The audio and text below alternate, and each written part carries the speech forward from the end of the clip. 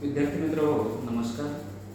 आजच्या तासिकेमधून आपण संत चोखामेळा यांचा आपल्या अभ्यासक्रमामध्ये जे काही महत्त्वपूर्ण अभंग आहे त्या अभंगाचा जो समावेश केलेला आहे त्याविषयीचे विवेचन आपण पाहणार आहोत.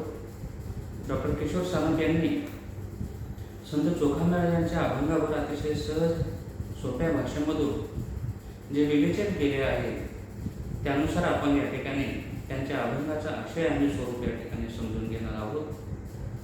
विद्यार्थी मित्र हो, परीक्षेमध्ये जर प्रश्न विचारला की संत चोखामेळा यांचे जीवनचरित्राची माहिती वर्णन करून त्यांच्या अभंगाचा आशय आणि स्वरूप स्पष्ट करा असं प्रश्न विचारला तर डॉक्टर किशोर सानप यांनी जो भाग वर्णन केलेला आहे किंवा या पुस्तकामध्ये ज्या पद्धतीने वर्णन केलेलं आहे लिहिलेलं आहे त्याच पद्धतीने आपणास अभ्यास करून त्या अभंगाविषयीचे विवेचन करणं आवश्यक आहे, लिहिणं अतिशय आवश्यक आहे. आज जो त्यांचा अभंग आहे आजच्या तासिकेमध्ये आपण भेदाभेद कर्म न कळे त्याचे वर्म वावगाचे श्रम वाहता जगी हा जो अभंग आहे त्या अभंगाविषयीचे वर्णन आपण या ठिकाणी करणार आहोत. संत चोखामेळा यांचे जे महत्त्वपूर्ण अभंग एकूण 4 अभंगाचा समावेश या पुस्तिकेमध्ये करण्यात आलेला आहे. त्यापैकी पहिला जो अभंग आहे तो अभंग आपण या ठिकाणी आज अभ्यासणार आहोत. विद्यार्थी मित्र हो, तत्पूर्वी एक गोष्ट आपण लक्षात घेणं आवश्यक आहे. आपण पाहत होतो की विठोबाने जातीयतेचे जे चटके त्यांना कसे सहन करावे लागले होते, म्हणजे त्या काळामध्ये त्यांना कशा पद्धतीने वागणूक मिळत होती, श्रेष्ठ जातीतील लोक कनिष्ठ जातीतील लोकांशी कसा व्यवहार करत होते हे त्यांनी आपल्या अभंगवाणीच्या माध्यमातून सांगितलेलं आहे. आणि त्यानंतर आपण पाहिलं की संत चोखामेळा हे विठ्ठलांचे परमभक्त होते. पंढरपूर येथे आल्यानंतर त्यांच्या मनाला शांती लाभलेली आहे. विठ्ठलाचं रूप पाहिल्यानंतर त्यांना समाधान वाटलेलं आहे. म्हणून त्यांनी विठ्ठलाविषयी पूर्वीच्या काळामध्ये जे यातीहीन होते त्यांना मंदिरामध्ये दर्शनाला देखील बंदी होती. तशी अडचण संत चोखामेळा यांना देखील आल्याची नोंद या ठिकाणी आहे. परंतु संत चोखामेळा मात्र भक्तीच्या जोरावर विठ्ठलाला प्रसन्न करतात, विठ्ठल त्यांना प्रत्यक्ष मदत करतो हे त्यांनी आपल्या अभंगवाणीच्या माध्यमातून वर्णन केलेलं आहे. आणि त्यांच्या चरित्रामधूनही काही भाग आपणास अशा पद्धतीने पाहता येऊ शकतो. संत चोखान महाराज किंवा संत चोखामेळा यांचं जर जीवनचरित्र अधिक प्रमाणामध्ये किंवा स्पष्टपणे व्यापकपणे पाहायचं असेल तर वारकरी संप्रदायावर आधारित अनेक पुस्तकं उपलब्ध आहेत. त्याचं तुम्ही वाचन करून याविषयीचा अधिकचा भाग आपण समजून घेऊ शकता. परीक्षेच्या दृष्टिकोनातून या पुस्तिकेमध्ये जो भाग वर्णन केलेला आहे त्या पद्धतीने आपण या ठिकाणी समजून घेणार आहोत. किंवा डॉक्टर किशोर सानप यांनी त्यांच्या अभंगाविषयीचे जे विवेचन केलेलं आहे ते आपण या ठिकाणी पाहणार आहोत. बहुत हिंडलो देश देशांतर परी मन नाही स्थिर झाले कोठे चोखा मने पाहता पंढरी वैकुंठ मनाचे हे कष्ट दूर झाले. शेवटी चोखोबांचे मन आणि चित्त पंढरीच्या भूवैकुंठचा राणा विठ्ठलाचे सावळे देहन पाहिल्यावरच स्थिरावले. याचा अर्थ पंडित लोकांनी आणि पंढरपूरच्या बडव्यांनी चोखोबांना मंदिरात प्रवेश दिला व स्वीकारले असे नाही, परंतु चोखोबांच्या मनात आणि चित्तात विठ्ठल निवासाला असल्यामुळे चोखोबा हे सुखावले होते. डॉक्टर किशोर सानप यांनी नाही देह शुद्ध याती अमंगळ अवघे ओंगळ घोर दूष या अभंगाविषयीचे विवेचन करत असताना संत चोखोबा मेळा यांच्याविषयी अशा पद्धतीने विवेचन केलेलं आहे. त्या काळामध्ये जे पंढरपूर येथील बडवे होते ते अस्पृश्य लोकांना मंदिरामध्ये प्रवेश देत नव्हते. चोखोबांना देखील त्याने प्रवेश नाकारला होता. पण असं जरी असलं तरी संत चोखोबांच्या मनामध्ये आणि चित्तामध्ये विठ्ठलाचा निवास असल्यामुळे किंवा निवास आल्यामुळे संत चोखामेळा सुखावले होते असं विवेचन या ठिकाणी या पुस्तिकेमध्ये डॉक्टर किशोर सानप यांनी केलेलं आहे. तर आपल्या अभ्यासक्रमामध्ये जो त्यांचा पहिला अभंग आहे त्याचं सर्वप्रथम आपण वाचन करूया आणि त्या अभंगाचं वाचन करून नंतर डॉक्टर किशोर सानप यांनी जे विवेचन केलेलं आहे ते विवेचन आपण या ठिकाणी पाहणार आहोत. त्यांचा हा पहिला अभंग आहे. भेदाभेद कर्म न कळे त्यांचं वर्म, वावगाचे श्रम वाहता जगी, नामापरता मंत्र नाही त्रिभुवनी, पाप ताप नयनी न पडेची, देहाचा अनुभव शास्त्राचा अनुवाद, नामचे गोविंद एक पुरे, चोखामने मज काहीच न कळे, विठ्ठलाचे बळे नाम घेतो. तर या ठिकाणी संत चोखाबाने आपलं परमेश्वराविषयीचा अंतःकरणातील असलेला प्रेमभाव व्यक्त केलेला आहे, चित्रित केलेला आहे. स्वतःला आलेल्या यातनेचे चटके कशा पद्धतीने त्यांना सहन करावे लागले होते हे आपण पाहिलेलं आहे. संत चोखोबाच्या अभंगामधून हा विचार प्रत्येक अभंगामध्ये प्रकट झालेला दिसून येतो. त्या काळामध्ये जो भेदाभेद पाळला जात होता तो विनाकारण पाळला जात होता. अहंकारी दृष्टिकोनातून तो पाळला जात होता. आपण श्रेष्ठ आहोत आणि इतर कनिष्ठ आहेत ही अहंकार भावना त्या काळामध्ये प्रचंड प्रमाणामध्ये रुजलेली होती. आणि त्याच दृष्टिकोनातून त्याच आचरणातून त्या काळातील लोक अशा पद्धतीने मुद्दाम आणि जाणीवपूर्वक वागत होते असं संत चोखोबा या ठिकाणी सांगतात. म्हणून संत चोखोबा या ठिकाणी पुढे म्हणतात, नामापरता मंत्र नाही त्रिभुवनी, पाप ताप नयनी न पडेची. परमेश्वराची भक्ती करायची असेल तर परमेश्वराची भक्ती करत असताना जो त्याचा नाम जप आहे, परमेश्वराचे नामस्मरण आहे किंवा परमेश्वराचं नामसंकीर्तन जे आहे तेच अतिशय महत्त्वाचं आहे. त्याच्यापेक्षा या त्रिभुवनामध्ये दुसरं काही महत्त्वाचं नाही. वेदाचा अनुभव, शास्त्राचा अनुभव हा सर्वसामान्य व्यक्ती नसला तरी चालेल. कारण त्या काळामध्ये स्वतःला पंडित म्हणवणारा एक वर्ग होता. आम्हीच सर्व श्रेष्ठ आहोत, आम्हीच सर्व ज्ञानी आहोत हे त्या काळामध्ये पंडित लोक समजत होते.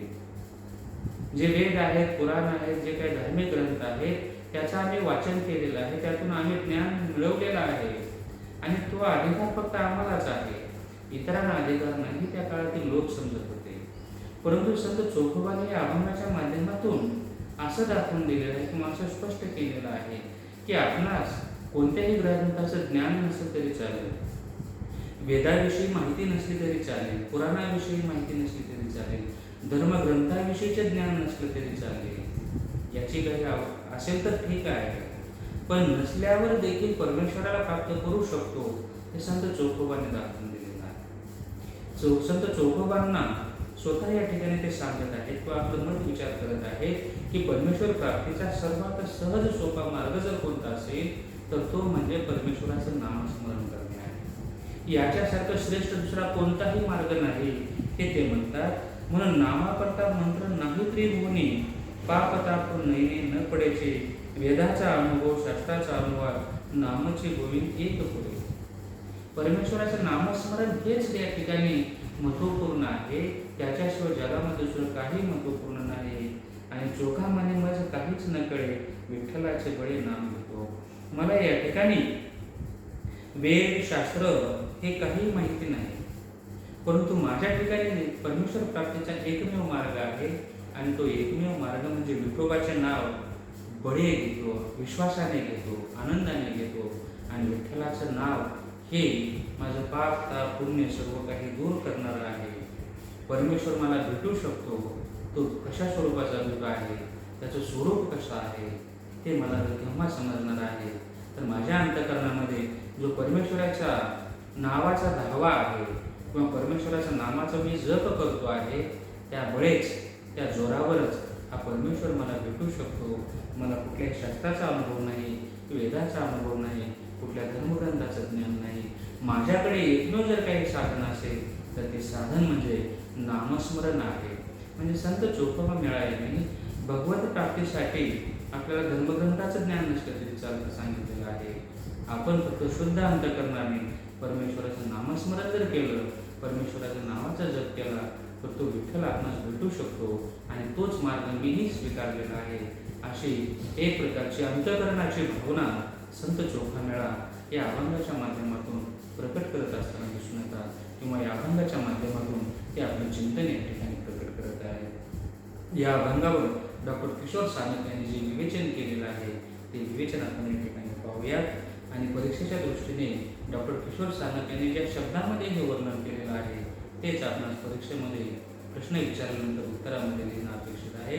त्यामुळे विद्यार्थी मित्र हो, तुम्ही स्वतः या पुस्तकाचा अभंग आविष्कार या पुस्तकाचं वाचन करा आणि तुम्ही वाचन केल्यानंतर त्यातील भाषा कशी सहज साधी सोपी आहे हेही लक्षात येईल आणि प्रश्नपत्रिकेवर जेव्हा प्रश्न विचारले जातील तेव्हा त्यावर उत्तर लिहिणंही तुम्हाला सहज सोपं या ठिकाणी वाटू शकेल. पाहूयात आपण या अभंगाचं विवेचन डॉक्टर किशोर सानप यांनी जे केलं आहे ते आपण पाहूयात. भेदाभेद कर्म न कळत्याचे वर्म वावकाचे श्रम वाहता जगी. चोखवाच्या मते कोणतेही काम कष्ट नाही, कोणतेही काम कनिष्ठ नाही. संत चोखामेळा या ठिकाणी म्हणत आहेत की कोणतेही काम कनिष्ठ नाही. सर्व कर्म सर्व काम हे सारखेच आहे. निष्काम कर्मयोगाचे वर्म ज्याला कळते तो आपले काम चोख बजावतो. जो आपले दैनंदिन कर्म करतो पण तो निष्काम कर्म भावनेने करतो. म्हणजे कोणताही स्वार्थी हेतू मनामध्ये ठेवून तो काम करत नाही, तो खरा सर्वश्रेष्ठ भक्त आहे. आणि अशा व्यक्तीने आपले दैनंदिन काम करतच परमेश्वराचं नामस्मरण केलं पाहिजे. हा भाव किंवा हा आशयही संत चोखामेळा आपल्या अभंगवाणीच्या माध्यमातून सांगतात. आपण जेव्हा कोणतेही काम सेवा करतो तेव्हा कर्त्याच्या मनात मातृभाव असायला हवा, प्रेम असायला हवं. कामाचा विटाळ मानणाऱ्यांना आणि कर्मरत माणसांना छळणाऱ्यांना निष्काम कर्मयोगाचे महात्म्य कळलेले नसते. निष्काम कर्मयोग हाच खरा कर्मयोग आहे किंवा हेच खरं सर्वश्रेष्ठ कर्म आहे आणि याच कर्माला संत चोखोबांनी महत्त्व दिलेलं आहे.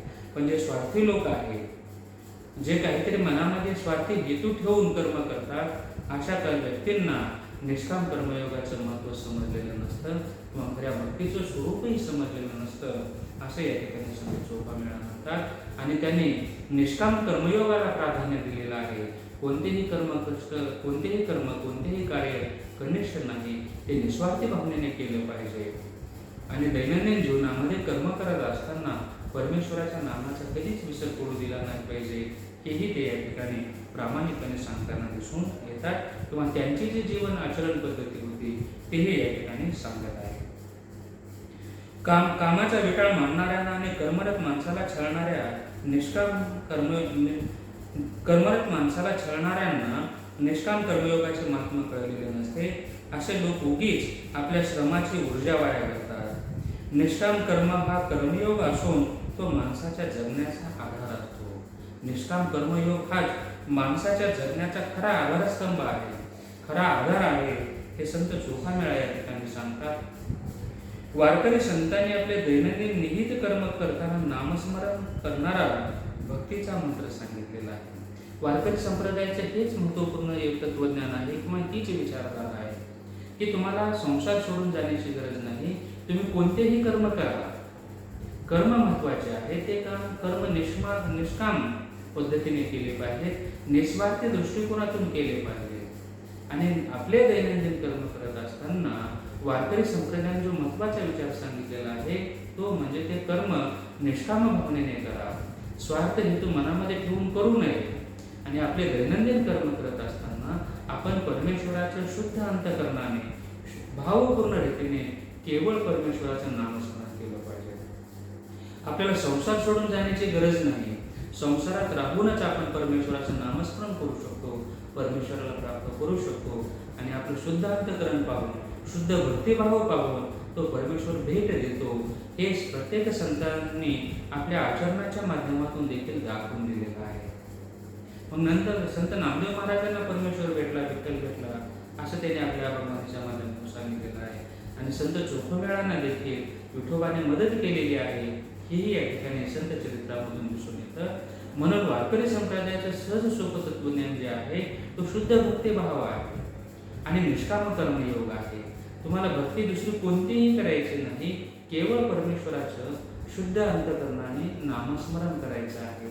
आणि संत चोखामेळा सांगतात की मी केवळ परमेश्वराचं नामस्मरण केलेलं आहे, मला दुसरं कोणतंही ज्ञान नाही. मला वेद माहीत नाहीत, शास्त्र माहिती नाही, पुराण माहीत नाही.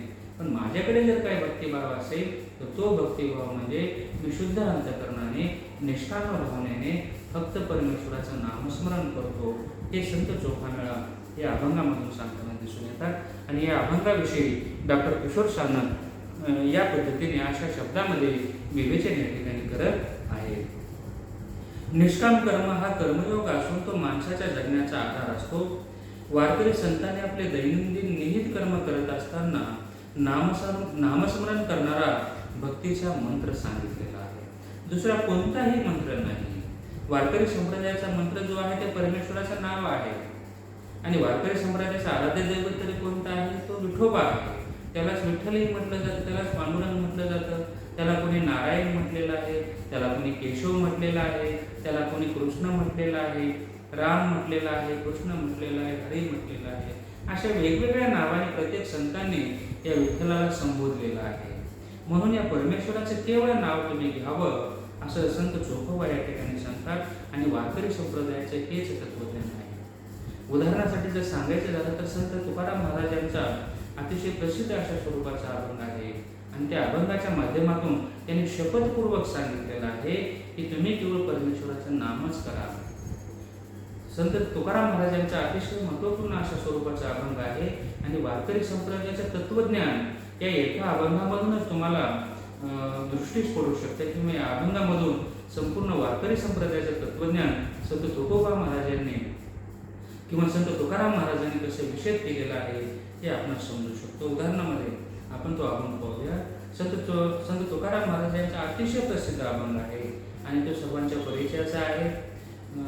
जे विद्यार्थी मित्र कोणी हरिपाठ वगैरे ऐकत असतील किंवा हरिपाठ वगैरे त्या ठिकाणी म्हणत असतील त्यामध्ये किंवा संत तुकाराम महाराजांच्या गाथा वगैरे असतील, संत तुकारामांची गाथा जी आहे त्या गाथेमध्ये संत तुकाराम महाराजांचे सर्वच अभंग समाविष्ट आहे. या अभंगाचा समावेश त्यामध्ये केलेला दिसून येतो. नामसंकीर्तन साधन पै सोपे जळतील पापे जन्मांतरी, न लगती सायास जावे वनांतरा, सुखे येतो घरा नारायण, ठाईची बैसुनी कराय कचित, आवडी आनंदी आठवावा, रामकृष्ण हरी विठ्ठल केशवा, मंत्र हा जपावा सर्व काळ, यावी नासता अनेक साधन, वाहतसे आन विठोबाचे, तुका म्हणे सोपे आहे सर्वाहुनी, शहाणा धनी घेतो येते. संत चोखोबा महाराज यांनी जी भावना व्यक्त केलेली आहे, जो आशय व्यक्त केलेला आहे, त्याच स्वरूपाचा आशय संत तुकाराम महाराजांच्या अभंगामधून दिसून येतो. संत तुकाराम महाराज म्हणतात की परमेश्वराची भक्ती करण्यासाठी तुम्हाला घरदार सोडून जाण्याची आवश्यकता नाही. ज्या पद्धतीने संत तुकाराम महाराज या अभंगामधून रामकृष्ण हरी विठ्ठल केशवा मंत्र हा जपावा सर्व काळ, तुम्हाला दुसरं काहीही करण्याचे नाही. हा जो विठ्ठल नामाचा मंत्र आहे, रामकृष्ण हरी हा जो मंत्र आहे, जो मंत्र या ठिकाणी सांगितले आहे तो म्हणजे संत चोखोबा त्यांना विठ्ठलाच्या नाममंत्राचा जप असं म्हणतात. केवळ विठ्ठल विठ्ठल विठ्ठल हे नाम तुम्ही जपा, किंवा विठोबा विठोबा म्हणा, किंवा विठोबा रुक्माई म्हणा, किंवा पांडुरंग पांडुरंग म्हणा, हा परमेश्वराचं जो नाव आहे, किंवा केशवा माधवा म्हणा, हे परमेश्वराचं नामस्मरण तुम्ही फक्त करा. परमेश्वराचं जर तुम्ही नामस्मरण केलं, शुद्ध भावनेने निष्काम भावनेने जर केलं तर तो परमेश्वर तुम्हाला भेटू शकतो. हे संत चोखोबांनी या अभंगाच्या माध्यमातून सांगितलेलं आहे. आणि ते म्हणतात की मला कुठलंही ब्रह्मज्ञान नाही, आपले जे धर्मग्रंथ आहेत त्या धर्मग्रंथाचंही मला ज्ञान नाही, परंतु माझ्याकडे जर काय असेल तर माझ्याकडे तो फक्त शुद्ध भक्तिभाव आहे. आणि त्या शुद्ध भक्तिभावाने मी परमेश्वराच्या म्हणजे त्या विठोबाचं नामस्मरण करतो आणि त्यामुळेच मला हे सर्व साध्य होणार आहे. असं सहज भावना संत चोखामेळा आपल्या अभंगाच्या माध्यमातून सांगताना दिसून येतात. आणि डॉक्टर किशोर सानप या पद्धतीने अशा स्वरूपाचे विवेचन या ठिकाणी करतायत, हेही आपण या ठिकाणी पाहत आहोत. वारकरी संतांनी आपले दैनंदिन निहित कर्म करताना नामस्मरण करणारा भक्तीचा मंत्र सांगितला आहे. चोखोबा म्हणतात नामस्मरण एवढा सहज साध्य असा भक्तीचा सोपा मंत्र त्रिभुवनात दुसरा आढळणार नाही. नामसंकीर्तन हाच एवढा महत्वाचा मंत्र आहे. नामस्मरण, परमेश्वराचं नामस्मरण करणे, परमेश्वराचं नाव मुखामध्ये सतत घेणे किंवा अंतःकरणामध्ये परमेश्वराच्या नावाचा जप करत राहणे, हा सर्वश्रेष्ठ भक्तीचा मंत्र आहे. आणि तो सहज सोपा आहे. त्यासाठी वेगळे कष्ट करण्याची गरज नाही. आपण आपले दैनंदिन कर्म करत असताना हे आपण सहजपणे करू शकतो. आणि असा मंत्र त्रिभुवनामध्ये देखील कुठे सापडणार नाही, हे ते या ठिकाणी स्पष्ट करतात आणि आपले विचार या ठिकाणी सांगत आहेत. विठ्ठलाचे नामस्मरण केल्यानेच विठ्ठल आपल्या भक्ताच्या देहात निवासाला येतो. हा संत चोखामेळा यांचा अनुभव आहे. ते म्हणतात की विठ्ठलाचे जर नामस्मरण तुम्ही निष्काम भावनेने केले तर तो विठ्ठल या नामस्मरणामुळेच प्रसन्न होणार आहे आणि तो स्वतः आपणास विठ्ठलाकडे जाण्याची गरज नाही. तो विठ्ठल त्या भक्ताच्या अंतःकरणामध्ये स्वतःहून राहण्यासाठी येणार आहे. कोण भक्त? जे शुद्ध अंतःकरणाने निष्काम भावनेने सदा सर्व काळ विठ्ठलाच्या नावाचा जप करतात, अशा भक्ताच्या अंतःकरणामध्ये तो प्रत्यक्ष विठ्ठल स्वतः अंतःकरणात वास करतो, असे चोखोबा या ठिकाणी म्हणतात. कारण संत चोखामेळा यांना देखील तसा अनुभव आलेला आहे. संत चोखामेळा यांनी हा अनुभव घेतलेला आहे आणि तो विषय किंवा तो अनुभव या शब्दाच्या माध्यमातून ते व्यक्त करत आहे. विठ्ठलाचे नामस्मरण केल्यानेच विठ्ठल आपल्या भक्ताच्या देहात निवासाला येतो. चोखोबांच्या मते आपल्याला आगमाचे आठे निगमाचा भेद काही कळत नाही. वेदशास्त्र पुराणेही आपल्याला कळत नाही. भक्ताला केवळ गोविंद नामच पुरे आहे. विठ्ठलाच्या प्राप्तीसाठी वेदशास्त्रांच्या पठणाची अनुवादाची गरज नाही. केवळ विठ्ठलाचे स्मरण हीच विठोबांची भक्ताने मिळवलेली भक्तिभावरूप मिळकत आहे. आणि विठ्ठल दर्शनाची कळवळ आणि तळमळ चोखोबांच्या अभंगातून व्यक्त झालेली आहे. समाजाने दूर लुटलेल्या चोखोबांच्या परिवाराला संत नामदेवांच्या संत परिवाराने संतत्वाचा दिलासा दिला. चोखामणी एका घासाची चाकरी करू तुम्ही द्वारी तुमचे या. चोखोबांनी आपले संबंध आयुष्यच विठ्ठला अर्पण करून विठ्ठलाची चाकरी केलेली आहे. अशा स्वरूपाचे विवेचन डॉक्टर किशोर सामंत यांनी या अभंगाच्या माध्यमातून केलेला आहे. विद्यार्थी मित्र, संत चोखोबा यांचा हा जो पहिला अभंग आहे, या अभंगाचे विवेचन आपण या तासिकेमधून केलेलं आहे. डॉक्टर किशोर सामंत यांनी अतिशय सहज सोप्या शब्दामधून संत चोखोबांच्या सर्वच अभंगाचा अतिशय सहज सोप्या भाषेमध्ये विचार मांडलेला आहे. तो आपण प्रत्यक्ष या ठिकाणी वाचावा, जेणेकरून तुम्हालाही या अभंगाचा आशय आणि स्वरूप समजू शकेल. विद्यार्थी मित्र, आजच्या तासिकेमध्ये आपण इथेच थांबूया. धन्यवाद.